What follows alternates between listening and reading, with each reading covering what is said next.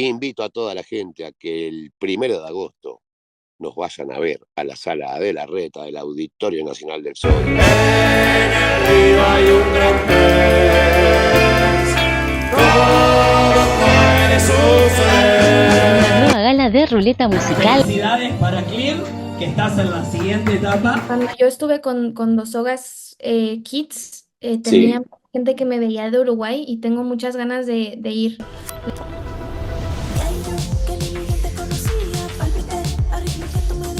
Siento que lo estoy engañando. ¿A Alex o Anónimo? Quiero vivir solo para ti. Y no te arrepentirás.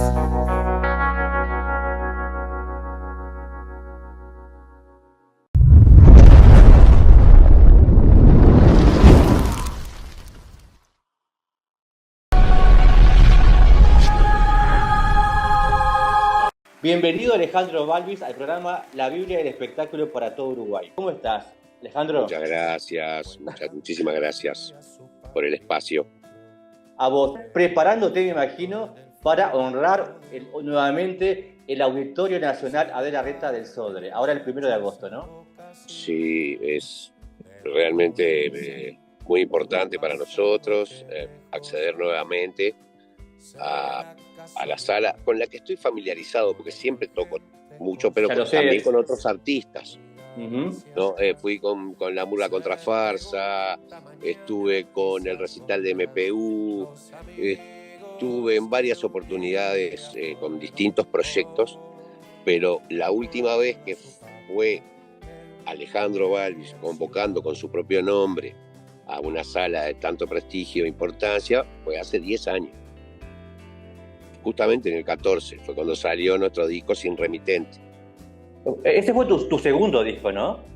El segundo, claro. El primero fue El Gran Pez. ¿Estuvo inspirado en una película norteamericana, estadounidense? Sí, claro. Yo vi la película y al rato escribí la canción. ¿Te animás a contarme de eso? Sí, veníamos de un momento Uh-huh. difícil de la vida de toda esta región, ¿no?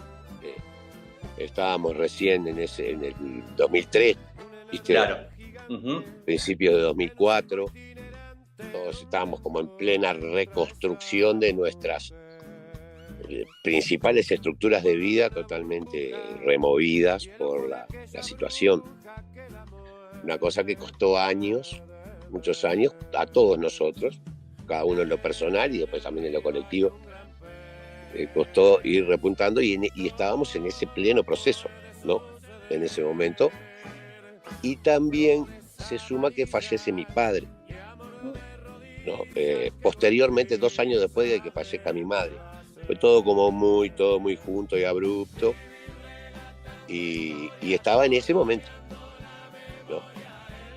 Y la película, la figura del padre como sujeto social, como sujeto de amor y de controversias y de pelea y de todo lo que tiene que ver con la familia, todo era el tronco de la película. Claro, totalmente. ¿No? Y bueno, y eso me identificó mucho, ¿viste? No tanto con la figura del hijo, que la figura del hijo, él descreía mucho de su padre, ¿no? Porque era obvio que lo que hacía era exagerar las historias y hacerlas en realidad mucho más interesantes de escuchar, ¿viste? ¿No? Y mi padre también era un gran contador de historia con un perfil totalmente distinto, ¿no? Mi padre era una persona que jamás en la vida le vi siquiera levantarle la voz a nadie, ni a mí tampoco. Uh-huh. ¿No? Es bravo eso, ¿no? Jamás lo vi levantar la voz. Quizá lo haya hecho en ocasiones, pero yo no estaba, no sé. Y no puedo asegurar que no lo haya hecho, pero yo nunca lo vi. Y con una cultura general tan vasta, una generación de uruguayos muy, muy significativa. Él nació en el 20, mi viejo Roberto. Nació en el 20. Lo que pasaba en Uruguay en ese momento es como muy importante para comprender la característica que tuvo esa generación. ¿Viste? Porque ¿qué pasó en Uruguay? En la década del 10 sucedieron cosas muy importantes, que fue la ley de 8 horas, la ley de divorcio y la separación de la Iglesia Católica del Estado, entre otras cosas, y todas las consecuencias que trajo esos cambios de paradigma que el país se atrevió a dar en ese momento de la historia. Entonces las generaciones nacidas al calor de ese nuevo país, de esa nueva cultura, de esa nueva forma de pensar y de ver el mundo, fueron terriblemente cultos, con un sentido de la solidaridad y del respeto por el lugar del otro, muy marcado y muy que a mí me genera mucho. Es una generación ya casi extinta, ¿viste? Con tus 2 primeros discos obtuviste, valga la redundancia, el disco de oro en Uruguay. ¿Cómo fue eso? ¿Te lo esperabas tan de golpe? Sí. Porque fue... No, porque era un primer disco. Un primer disco siempre es un claro, lanzarse. el primero. Claro, a ver qué pasa. Claro, te lanzás a ver, ¿viste? Y sí. bueno, lo que pasa que igual fue un disco con mucho tiempo de meditación y de ensayo y error, ¿viste? Y se eligieron esas canciones de una lista de como 70 canciones. La opción de ser un músico independiente que puede editar sus discos y sacarlos a la calle y todo eso era mucho más difícil que hoy. ¿No? Entonces, hasta que no apareció la propuesta adecuada, pero ¿por qué era la propuesta adecuada? El presupuesto que bajaran para la producción del disco, ni más ni menos, ¿no? Que conlleva y en ese momento todos se hacían estudios, cada paso había que hacerlo en el estudio. Ahora hay un montón de cosas que se hacen en cualquier lado con algunas máquinas relativamente con no mucho dinero, digamos. Ahí hay una situación bastante curiosa, que es que cuando yo entrego esa bolsa de canciones, como de 70 y pico de canciones, se la entrego al productor, el Gran Pez no estaba dentro de esa bolsa, porque había también una bolsa aún más grande de canciones que yo ni siquiera las consideré. El productor le pide unos archivos que habían un zip a Manuel Eguía, uno de los guitarristas. Manuel Eguía le manda el zip con lo que el productor necesitaba y otras cosas que estaban. Entre lo que estaba era un demo del Gran Pez. Y la escuchó por casualidad y se para un poquito. Esta canción tiene que estar. Tiene que estar loco, está loco. Si la escribí para una película, la escribí para después de ver una película. No. ¿Cómo no? Y bueno, no solo la canción fue, sino que el proyecto se terminó llamando como la canción, que empezó a crecer, porque aparte fue grabada antes. Entonces eso le empezó a dar una ventaja conceptual, escuchándola ya terminada la canción, sin ni siquiera haber empezado a grabar el resto de las otras canciones. El carnaval, obviamente, que también es música, es otra de tus grandes pasiones. Vos empezaste en Firulete, que era una murga de niños, que después se transformó en contrafarsa, ¿no? ¿Fue así?